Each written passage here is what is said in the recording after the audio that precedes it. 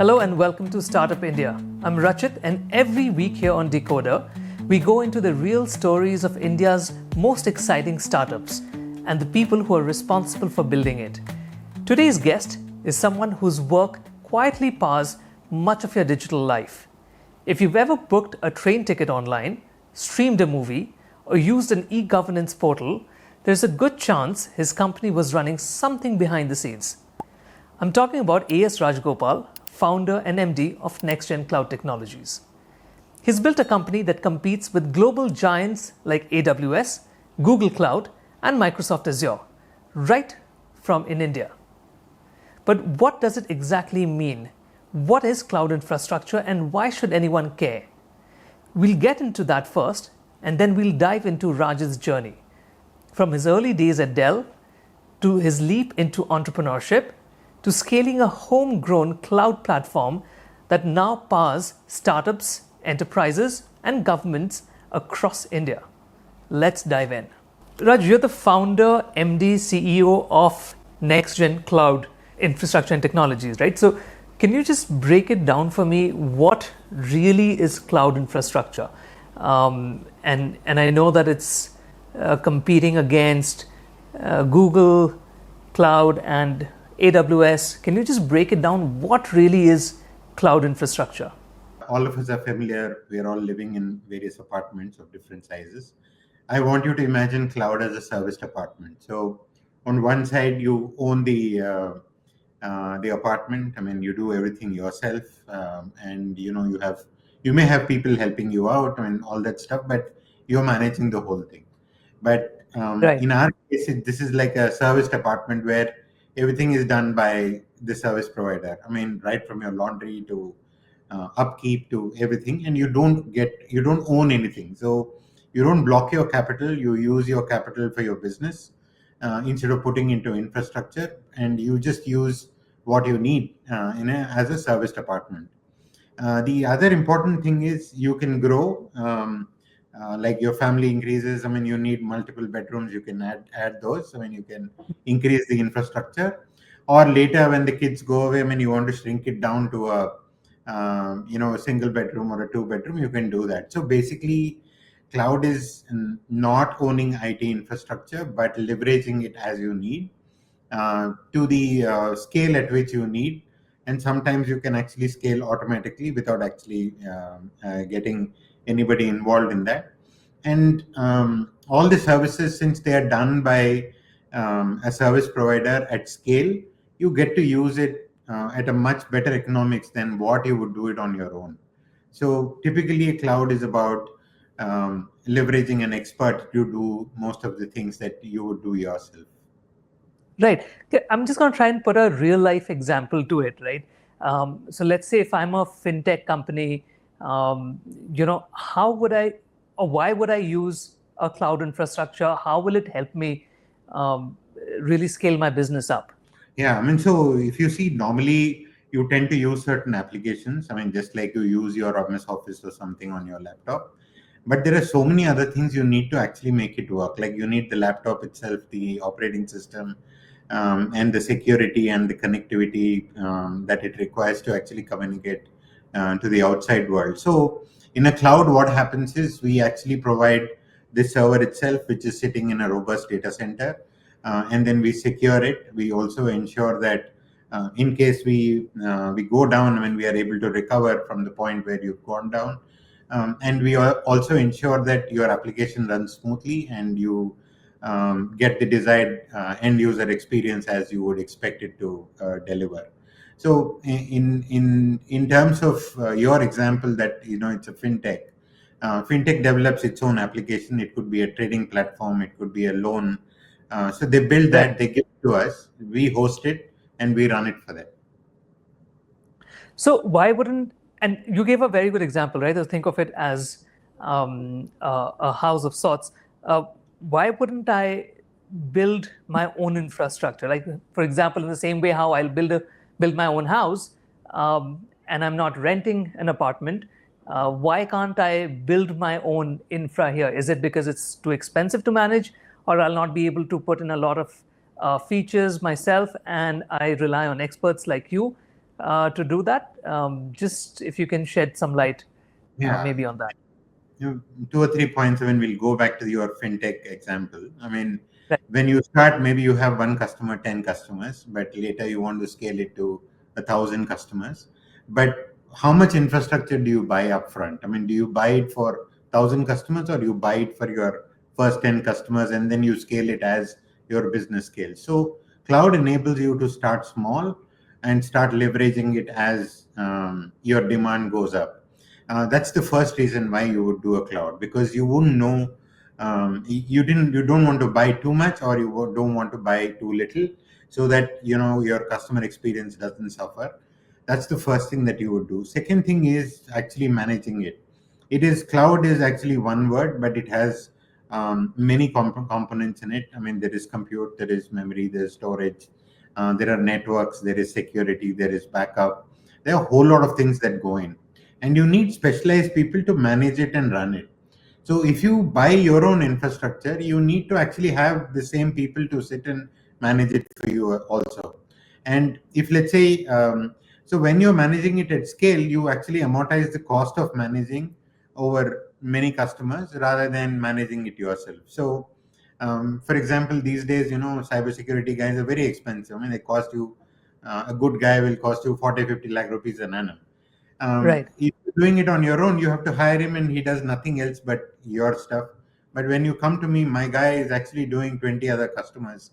So the cost at which I can deliver is much better.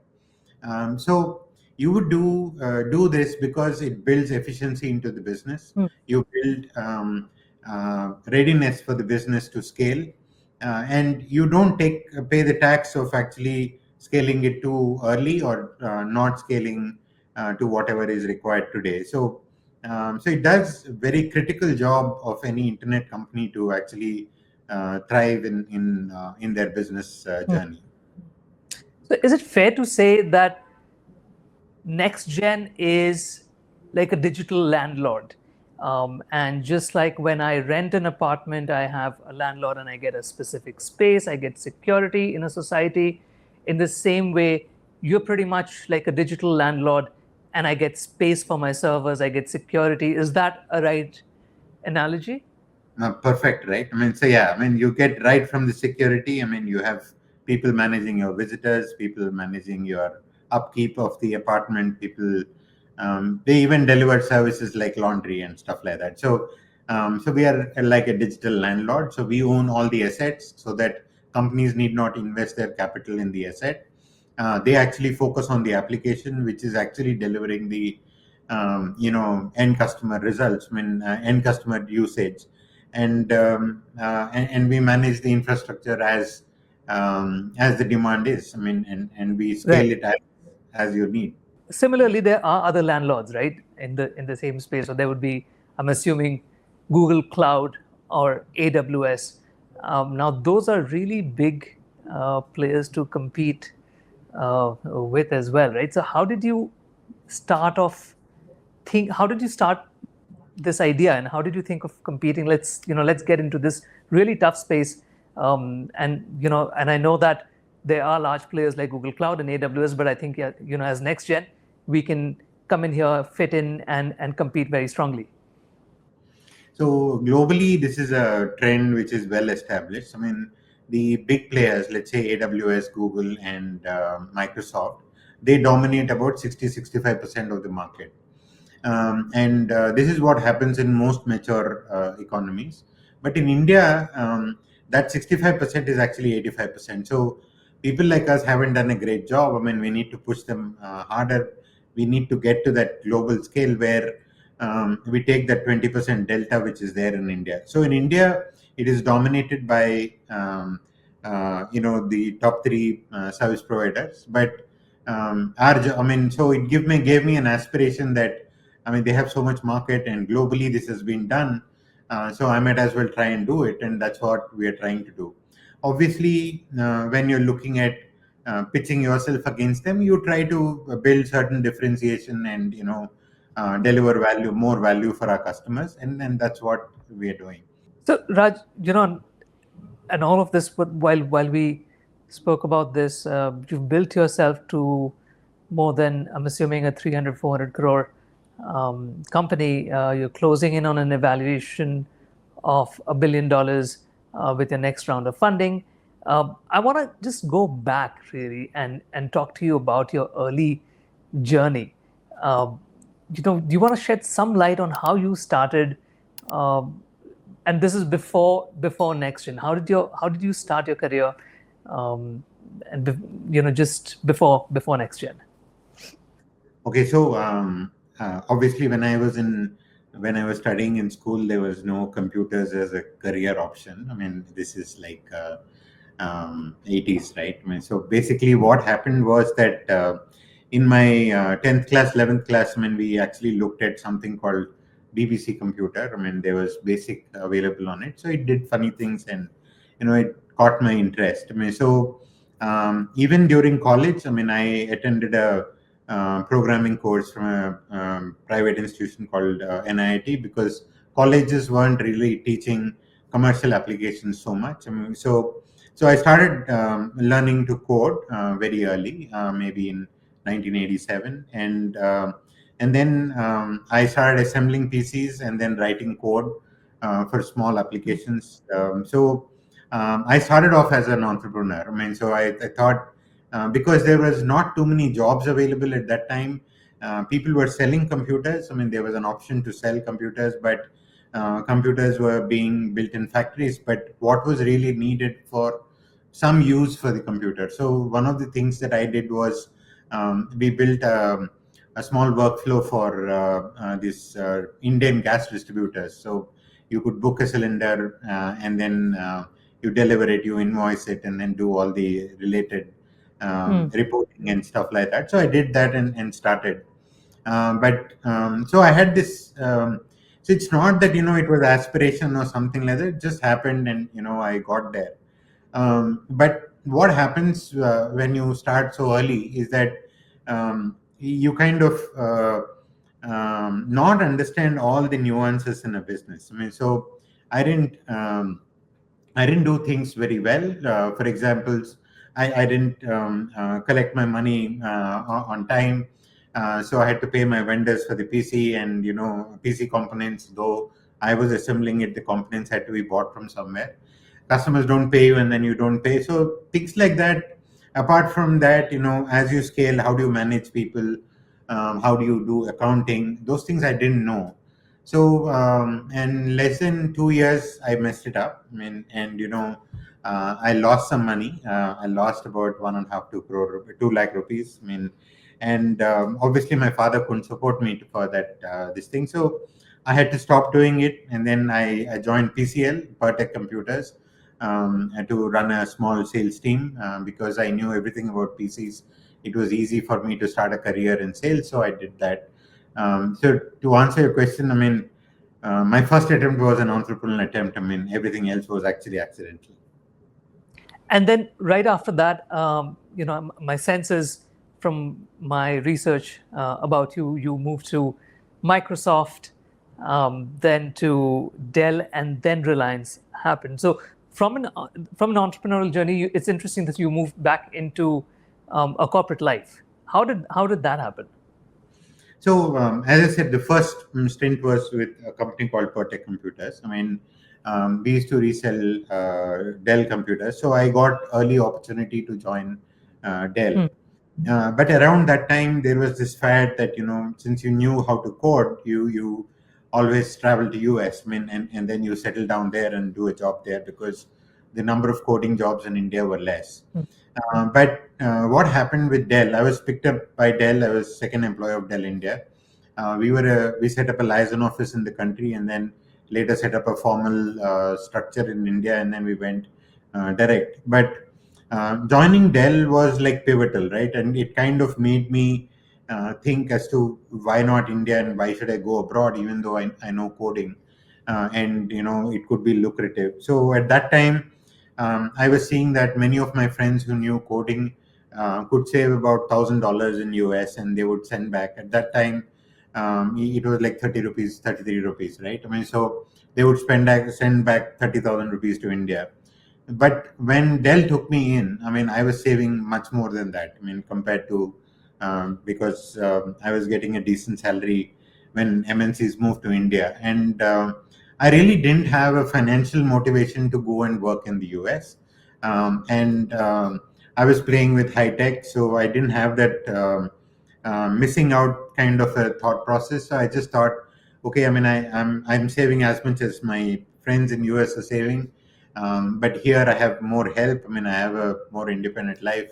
So I thought I should stay back and build my career here. So I think the opportunities, perhaps, because of what PV Narasimha Rao did or whatever. I mean, but I think the opportunity was created in India for us to earn salaries which were dramatically different from what were the options available just prior to that. Entry of MNCs, I mean, like Dell Compaq at that time, all that gave us an opportunity to actually earn very good salary and didn't have to go move outside the country. And that's how I started my career. Of course, after Dell, I joined Microsoft. I was running Windows. From Microsoft, I was wanting to join Intel, but I met somebody in the airport, went to Mumbai, and they showed me a movie. Movie was like a proper movie. You sit in a theater and see. So I was in Reliance. I mean, I saw a movie, and then I thought we were paying at that time 16 rupees per call on a per minute basis on a mobile phone, and these guys showed me a movie, and the imagination of that with 40 paisa per minute, I mean, and kind of got motivated, joined Reliance. That was my corporate life, mostly Dell, Microsoft, and Reliance. But do you think, looking back, your work at all these three organizations, did that help you, start NextGen in any way? 100%. So if you see Reliance when we joined, I mean, it was called Reliance Infocom. It was a massive startup, right? I mean, this is where you kind of see how things are done, how things are, people get the job done, and I mean, the sense of time and all is amazing and the scale at which they operated. But also, if you see what happened with Dell was a kind of a startup in India. We had all the kinds of problems that a typical startup would have had in India. And these two kind of perhaps influenced in some form that yes, you can start and build things in certain manner. Um, yeah, obviously there's an influence. Not Microsoft, definitely Dell and Reliance. But just out of curiosity, do you think there was always an entrepreneurial itch that you had? And the reason why I'm asking this is because you hear a lot of people who want to start something of their own. They either hear that either you're an entrepreneur or you're not. Do you think that having an entrepreneurial itch is the only way to start something, or it's something more than that?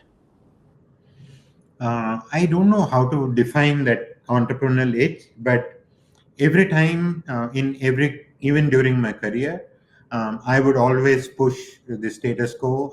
My attitude was always can do. I was always focused on possibilities rather than what would bring it down, right? I mean, so there's a possibility, you just go give you a shot at it, and then you overcome all the obstacles that come into play. I think this is what was my career trait. I mean, so I did many initiatives. Right. But do you remember the day when you were working in some other office and you were like, okay, fine, this is it. Today is the day. I know I'm starting something of my own. Do you remember that day? Yeah, maybe. It was raining badly. I mean, and my boss had quit, and I can't quit the same day. But it is true that you make up your mind in some form on a particular, um, uh, uh, because this is lurking in your mind, right, all the time. I mean, you are dabbling with it. Maybe it is not a very clear thought, but you kind of decide that okay, this is what you need to do. One of the things that happened, Rajat, is that I had, when I started my career, my aspiration was to earn 20 lakh rupees totally. Okay. I mean, because I wanted to buy a flat, I mean, for about 12 lakhs and then a Maruti car, and, I'm done and dusted. This was my dream when I started. but you get married, then you push that a little bit more. I made it 32 lakhs. I mean, and then, as we got to that stage, we kept increasing that piece. I mean, of course, I mean, because when I first built my house, I mean, I took a loan for 33 lakhs. My father was very upset with me because he said, if you're going to take loans, I mean, take a loan which I can pay off in case you can't. So at that time, it was pretty big, and it was challenging. But what happened in my life is that the career grew so well that the aspirations, especially financial aspirations for my family that I was setting, I was achieving them. So in Reliance, we had my salary became double twice in a 7 year stint. I mean, apart from getting your regular increments, I mean, they doubled my salary twice. I mean, which suddenly, made me think. I mean, like, I have everything that you wanted because I planned for my kids' education, and everything was done, no debt. I actually had an aspiration that I should be debt free by 40, but I was debt free by 38. I had my own house, two cars, and kids. And I didn't know, I just thought that it was important that I reinvent this and then disrupt this, because I was too comfortable in my life. I mean, and I, as I said, I was always wanting to do something more. So I think, that day I kind of decided that, okay, let's do it on our own. When you start something of your own, there are two things that happen, right? So there's an aha moment that, okay, fine, this is what I'm going to start, and there's a spark in that idea. And at the same time, there are certain risks involved. You're clearly mentioning that you were debt free, you were earning a lot Yeah. at the time when you started. Uh, Even then, there are a few other risks involved, right? So you're either, because we live in a Indian ecosystem where you're thinking about your family, and there's so many external factors. Uh, do you remember? Can you talk to me about what was that idea spark that you had, and when you started, did you think of a few risks that were there, and what were those? So first, about the risks. I mean, so before the idea, I mean, I was actually discussing quite a lot with my wife. I mean, and Sharda. I mean, so basically, one of the things that we wanted to ensure is that, are we ready to lose this whole stuff? I mean, and I think we were not ready. I mean, that's the real fact. So we kind of demarked the stuff that we need absolutely rock solid for the family, and then so we bifurcated that. So we kind of knew what is the risk that we can take. So in some form, we thought maybe we have a bandwidth of 2 to 3 years, and if at all we're going to do something, these are the 2 to 3 years that we should do. The other thing that we discussed was, why are we doing it, and what should it be at scale. It was very clear for us that the return has to be much more than what we were getting as a job, right? I mean, because why are you risking everything? I mean, so we had to operate it at certain scale so that you can expect certain return, even as a salary, not as a shareholder and all that. So these are perhaps the first few things that we tried to think as to what needs to be done on our side. So we were confident that we can live between 2 to 3 years comfortably without actually disrupting everything, being able to pay kids school fees. It's very high. We had an own house, so there was no rental and stuff like that. So we managed all those pieces. And then we also thought, in 3 years, where should we get there? So in 3 years, we had to get to a position where I should at least get my salary that I was getting in Reliance. So these were the kind of dynamics. And then that actually, um, starts telling you that, it's not enough to have a good idea, and you look at opportunities. You also start thinking as to how big it should be, so that it's worth going through that whole pain. So perhaps that's what we did. But in terms of starting this business, actually the influence came from Reliance, because I was seeing data centers. It's actually pretty nice, right? If you're a builder, I mean, you kind of know. I mean, um, the data centers actually take very rock solid shape. And when you hear those servers making that noise and all, you kind of get a very good. So I knew how to build data centers. I knew how to sell them because of what happened in Reliance, and we thought that's an opportunity that we will pursue. In Reliance, we couldn't do as much as we wanted to do. We thought if you're coming out, we should do it. So just to give you a perspective, I mean, we had a dream. Our first dream was 350 crores, I mean, of data center. And if it was not that, it was not going to give me the salary that I was getting. So, we had to operate it at that scale. So we kind of knew what it should scale to in 3 years. And that's how we started. So while you're talking about the risks, the other thing that happens when an entrepreneur really starts their journey is that there are a lot of other fears that happen, right? So there's risk on one side and there's fear on the other side. Are you saying that there was no fear because you had a 3-year goal that you had put forward, or were there a few fears as well? And if there were, can you share like how you might have overcome them? No, I think if you're a person who's got any fear for anything at all, they shouldn't attempt the startup journey. I think one of Right. the first things that you need is the guts to do it. I mean, because it's nothing can go. You should always. It's not about plan A, plan B, and all. All the Hmm. plans will go for a toss. I mean, and you should be able to take it and then keep moving forward. So Hmm. if you have a fear lurking in mind, you cannot operate. Fantastic. The other thing, Raj, is that now you've started NextGen. So let's go to when you started the company, right? So one of the things that we keep hearing a lot when anybody has an idea is that, hey, I want to build ABC and the product will have these are the 10, 15 features. And you're repeatedly told that, okay, fine, that's fantastic. But what are you going to start with? And that's what they call the MVP, right? Do you remember your minimum viable product for NextGen? Yeah, so we looked at, so there was a lot of opportunity in the data center space. I mean, and we thought, that's what we should build. We should build a lot of data centers.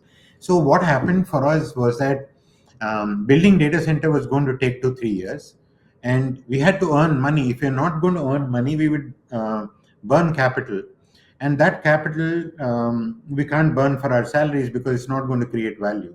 Hmm. So we decided that we should start doing small clouds for our customers. And when we do that, I mean, we get some recurring revenue and it will pay our salaries.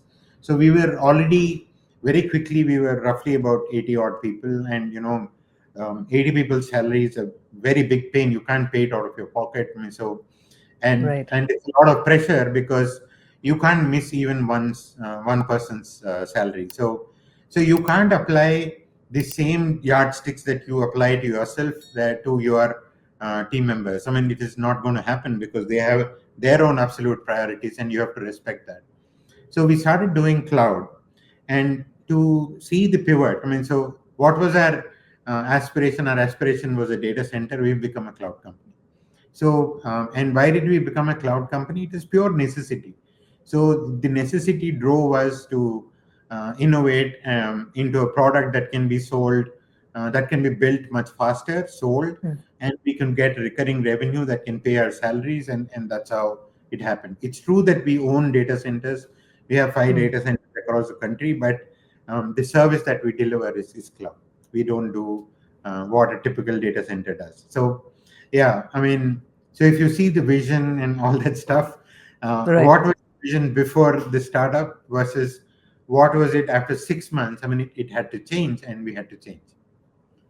The other thing is when you start a company, you have all of these goals, but at the same time, there are a lot of challenges that come in, which you did not account for, or you may have accounted for as well. Do you remember one of your biggest challenges that you faced when you started NextGen? And feel free to go as specific, share a story or two. No, I mean, this episode won't be enough. So no, because see, I'll tell you, there are many things. I mean, you think that you've got land from government, and that's the collateral. You could get a loan, and you can build a data center. The first stumping that we went through was that we were told you need to have 3 years balance sheet to apply for a loan in a bank. First setback. I mean, right? And it keeps on going. I mean, while we are building. I mean, things.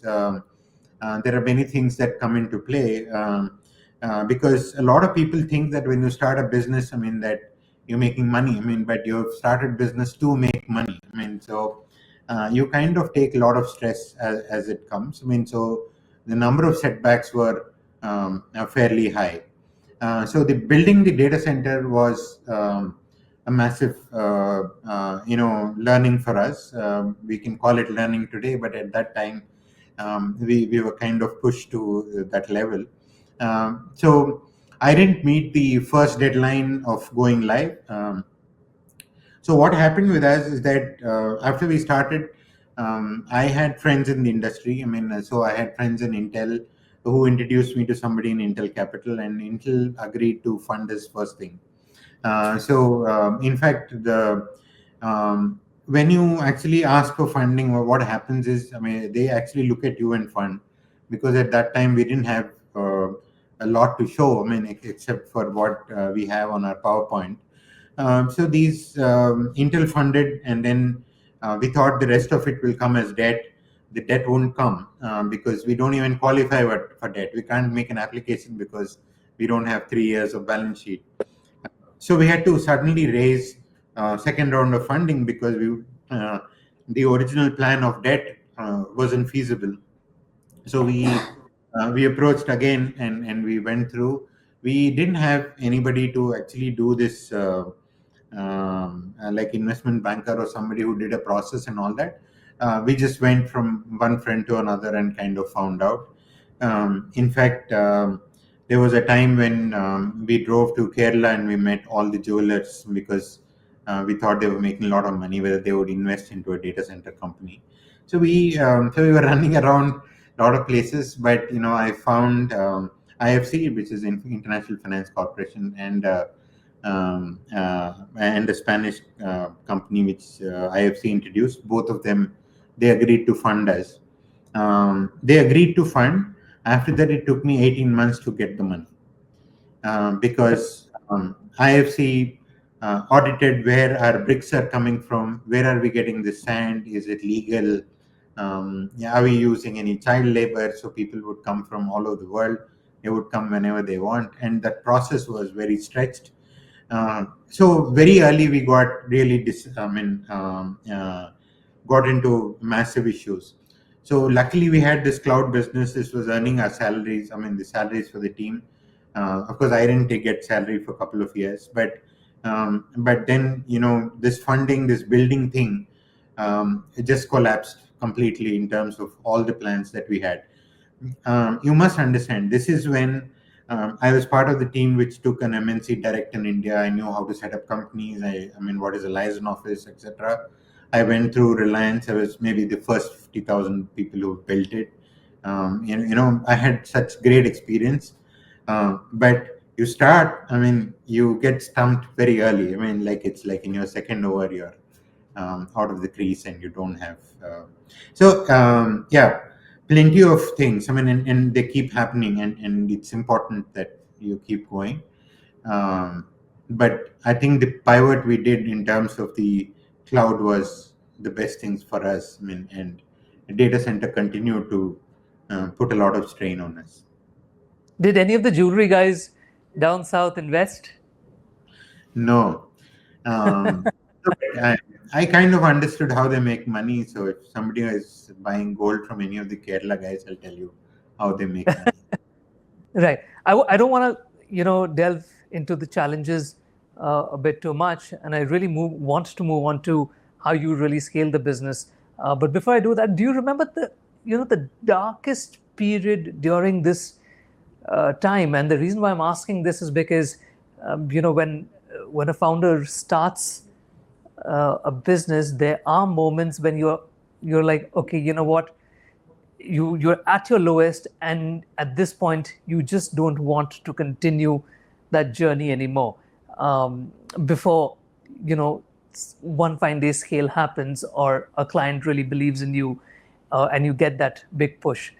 Do you remember your darkest time during this challenging period?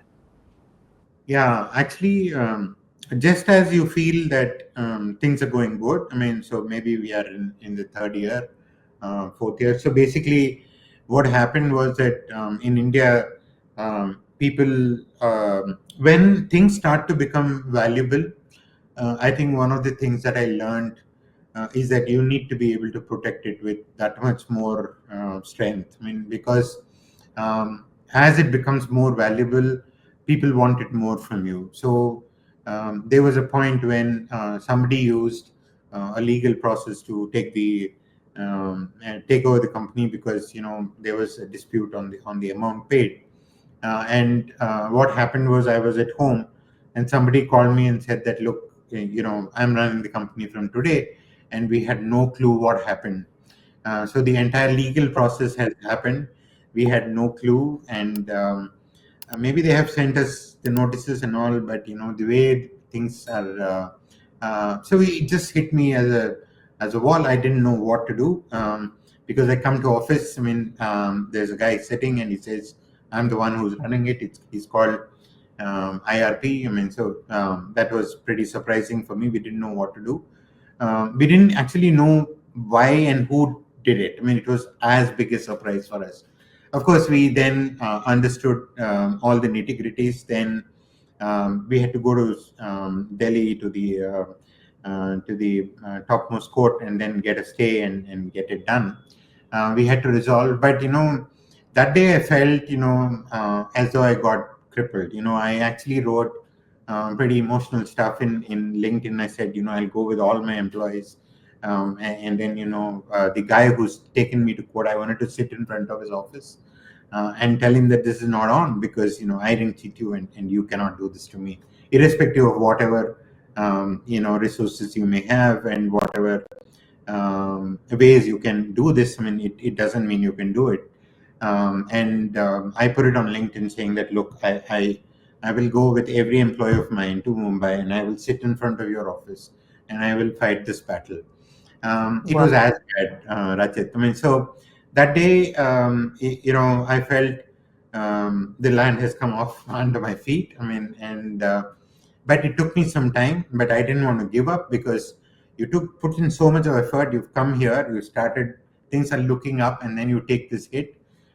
So we wanted to fight on. I mean, and then Right. luckily, it was we just overcome it because it's just a thing that system in the legal thing that people use. I mean, to actually put you down. But if you're correct, what you've done is right, and you've not cheated anybody, you don't have anything to fear. You have more avenues to fight, but you need to figure that out and fight that battle.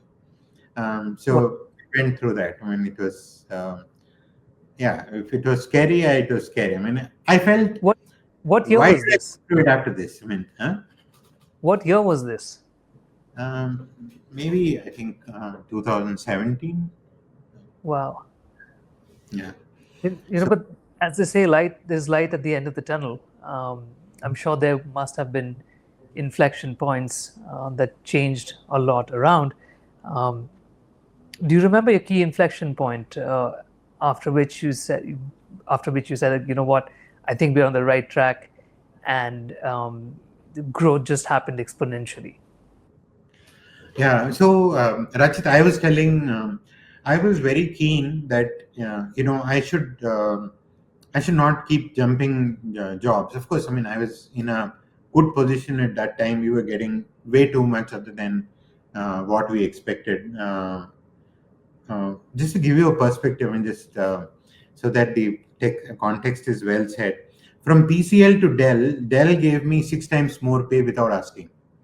I don't know why. Maybe we were that small fag end of their this thing. So they just looked at the pay that they were paying, perhaps in dollars, and they felt, okay, we should pay him at least this much amount. I mean, so I was doing pretty well in terms of pay and all that. But I kept telling myself that if I have to really excel in my job, first year I kind of understand my dynamics. I mean, what is the expectation and stuff like that, and then you build your credibility over next 2 years. So if I don't have 3 years span, I will not excel in my job. So I always felt that whether it was Dell or Reliance, my real I excelled only after third year, and hence, right? So I think that's what happened in NextGen also. That's why we put that 3 year kind of threshold. But I think if we can make the business survive till 5 years, you kind of figured out the recipe, and you stop having that doubt that okay, this could fail or something like that. Then it's all about how much you can grow. It is not about survival any longer. But I think first 3 years is pure survival battle. Then you scale it a little bit, and uh, I'm sure businesses go through different cycles, but more or less, if somebody gets to about 5 years, you fought the battles, and I think that's like really light at the end of the tunnel.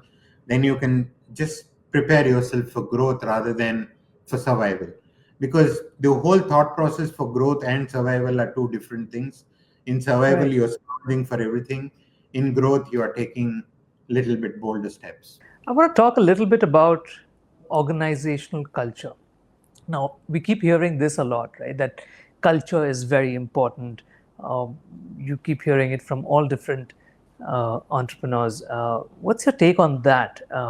What was NextGen's culture when you started? Uh, is it still the same? Has it evolved? And how important is culture for the organization? Oh, it does quite a bit of wonders if you are really able to set and nurture a culture. So what we did was, the name NextGen is not about next generation technology. What we thought was, at that time you kept reading the books and all that, right? I mean that a majority of the businesses don't survive 30 years, and the next generation doesn't work and all that. So I had done stints in Yale and Kellogg when I was working. So I had many of these in my mind. So I thought the formula for culture should be that can we make this company attractive for our next generation. So the whole reason why we named our company NextGen is nothing to do with tech and all that. We thought, can we make it appealing for next generation to come? Now, how do we? So what do we have to do that? I mean, so it's basically when you start thinking about your next generation, which is your kids and all that, the way you decide things are very very different. They have certain qualities around it. You are always optimistic. I mean, I mean, whenever your child wants to do something, I mean, you're always. I mean, if you want to buy him a bat, I mean, you're dreaming about him playing for the country. I mean, right? I mean, the optimism with which you do it, I mean, the responsibility that you set to it. So there are 7 or 8 tenets which we thought we should imbibe as though we are bringing up its child. But this child, which is next gen, I mean, is actually becoming aspirational for our next generation.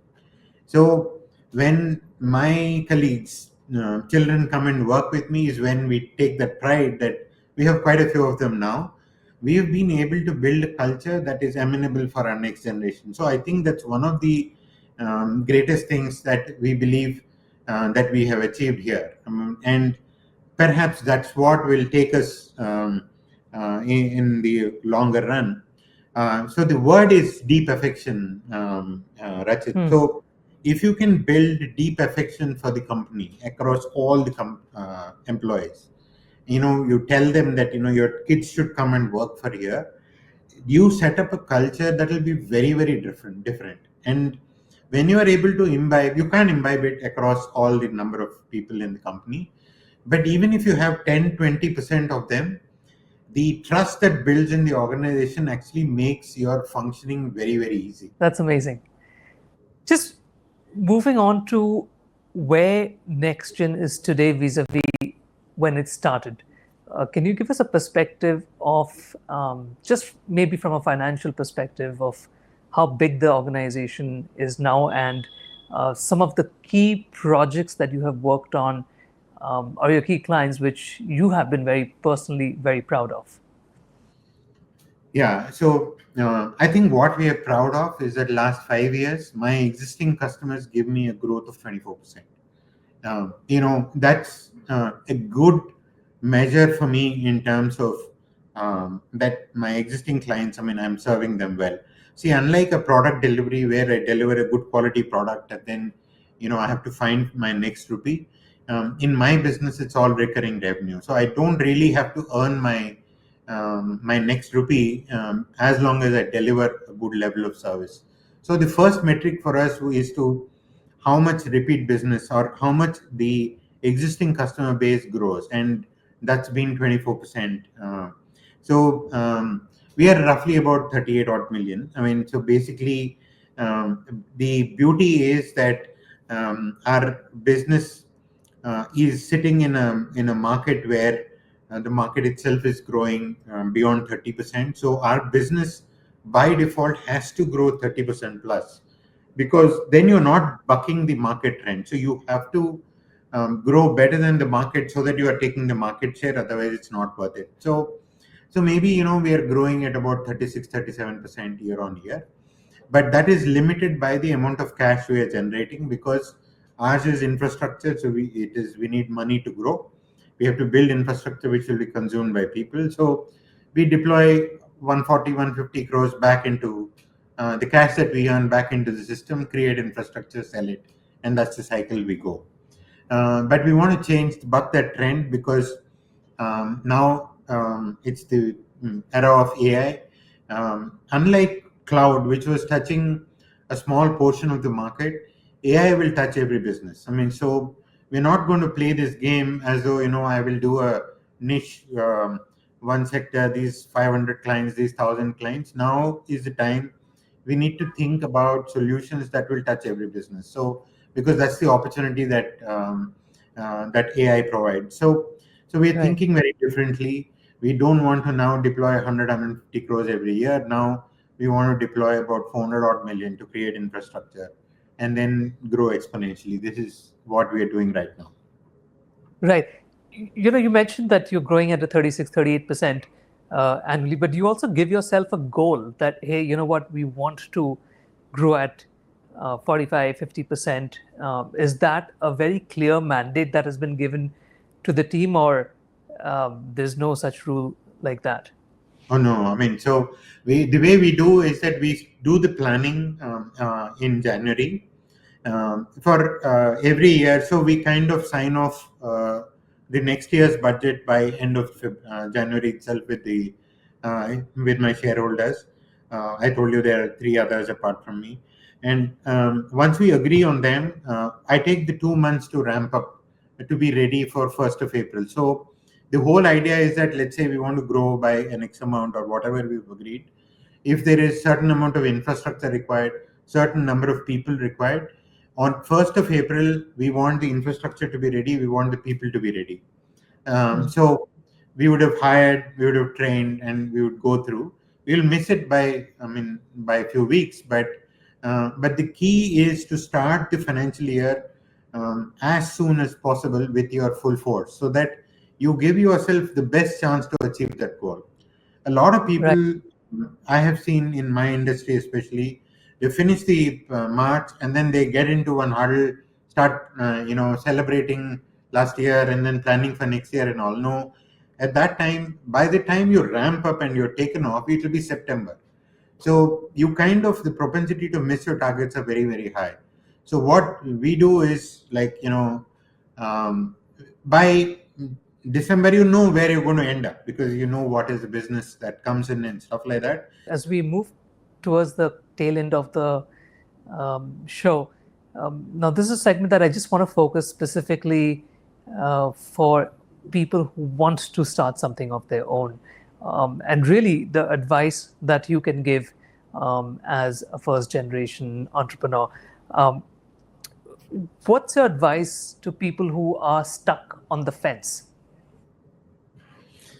I don't think I can give advices, but I can tell you my experience. I mean, right? I mean, stuck on the fence in the sense you want to do it or not do it, I mean, then you shouldn't do it. I mean, so it's like, I think you have an iota of doubt, you shouldn't do it. I mean, you should do it because you are decided that no matter what, I will win. So I keep telling my team, I mean, you go to war, you don't, I mean, it's not like, you want to sacrifice and then you want to come, you want to become a martyr. I mean, you go to war, you go to war to win.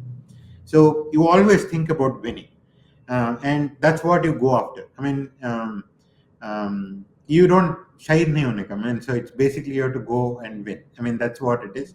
So my advice not. I mean, it's my approach. My approach is that, I mean, I'm going to war. I mean, I will have setbacks. What is my plan A? What is my plan B? What is my plan C? But I will think about those scenarios. Hmm. Very early in my childhood, I was taught how to play chess. I used to play a lot of chess with my grandfather. I was always very, I mean, one of the things I was very, very aware is that it's not one move you have. You always have multiple moves. And second thing is that you also have, multiple other sources of power which you can utilize. So when you go in, I mean, I think you need to look at all the moves you have and all the kinds of pieces that you do, but you move definitively. Hmm. You don't think and sit on the fence. Right. Finally, just what are the three things that every founder must do? If you have to just name out three things that every founder must do. I think so. One of the things is that I think apart from the idea, we have to bring a skill to play. Because if you're going to depend, I just bring in the idea and all the components, I mean, that come in are actually coming from outside. Then you are managing more number of things which are out of your control. So, if you are a builder, I mean, if you are building something, whether it's a product or a service or a code or whatever, I think certain amount of skill you have to bring in terms of to the table apart from the idea or the aspiration itself. The moment you do that, the more good you are, the more control you have, at least on one angle of the business, which is product development. Or you bring in sales as a skill, where you know that, okay, I have a product, I know how to sell it, I know a lot of customers. I mean, I can take it to market. So it's very important that I think entrepreneurs should think of beyond the idea, beyond the aspiration, that what is the skill that I bring to the table, and I need to, I depend on it to make my success. Right. Um, that's what works So, for me. I mean, basically, yeah. two skills. I mean, I actually can code, and I like tech, and I think I can also sell because I have sold to a lot of customers. So my so if you see my first stint where I didn't have exposure to the financial side of it, people's management side of it, and all that, versus my second time where um, both the times I didn't have the financial pressure on myself. Hmm. Then I was alone. I mean, there was no family to support when I succeeded or failed on my own. On this side, I mean, I had the same comfort that I have insured my stuff. So it's not about financial preparedness. I mean, both sides it was the same. But I think the second stint had my ability to run teams. I mean, so build teams and run teams. I had more skills that I could bring to the table, and if you're not aware of all the components that are required and you're prepared for that, your propensity to fail is higher. So I see a lot of startups. I also tell one last thing to, one thing to all the startups. You need to figure out why you're doing this. I mean, so not in terms of purpose and all, which everybody tells you, but there is an option to build something. If you just like building, there's an option to build something and sell it off. But I get a lot of people who want to build something and then run it. They are two different things. So I sit with them and I tell him that, look, you want to like building it, build something, sell it, make some money, build one another thing, sell it. I mean, that could Right. be one way of doing it. You don't have to necessarily run it if you're going to build it. So for all the young entrepreneurs who get Hmm. very successful, I think very early they should sell and get out and then start thinking about next venture. I mean, instead Right. of trying to run it, because you don't bring in the skills for running it, because running is a totally different level of discipline. there is when you're building, it is about that maverick approach. I mean, in terms of creativity and a whole lot of other things. But when it's about running it, it's all about discipline, the execution, the understanding, and whole lot. So I think they're two different jobs. I want people to really think about whether you want to build or you want to run it. That's amazing. Thank you so much, Raj. This has been very, very insightful, and I hope a lot of people watch this, get inspired, and be able to see a lot many more startups come up in the country. I hope you enjoyed this conversation as well. Thank you so much for your time. I did. Thank you so much, Rachit. I mean, thanks for the opportunity.